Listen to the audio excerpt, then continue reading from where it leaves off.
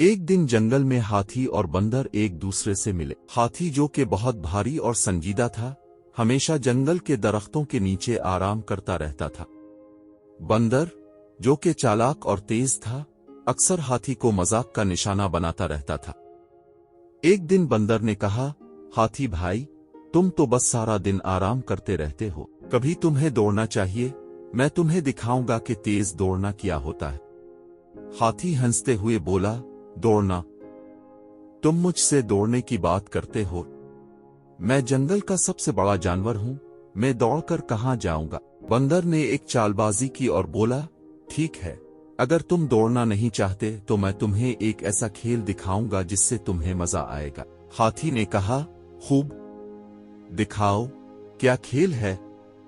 बंदर ने हाथी से कहा, हमारा खेल यह होगा कि तुम मुझे जंगल के एक तरफ से दूसरी तरफ तक पहुंचा दो और मैं रास्ते में आकर दरख्तों की छांव से चिमट कर तुम्हें पीछे छोड़ दूंगा। हाथी ने गुस्से में आकर कहा, मैं तुम्हें जंगल की सैर कराकर दिखाऊंगा, लेकिन याद रखो, तुम मुझे कभी नहीं हरा सकते। दोनों ने खेल शुरू किया। हाथी ने अपनी ताकतवर टांगों से दौड़ना शुरू किया और बंदर दरख्तों से छलांगे मारकर हाथी के पीछे दौड़ने लगा। जैसे ही हाथी दरख्तों के नीचे से गुजरा, बंदर तेज तेज दरख्तों से छलांगे लगाकर हाथी से आगे बढ़ने लगा। हाथी की सारी ताकत और वजन बंदर के तेज और चालाक तरीकों के आगे कुछ नहीं कर सके। बंदर ने दरख्तों से उछलकर हाथी को पीछे छोड़ दिया और जैसे ही वो जीतने के करीब पहुंचा, हाथी का मुंह खुला का खुला रह गया।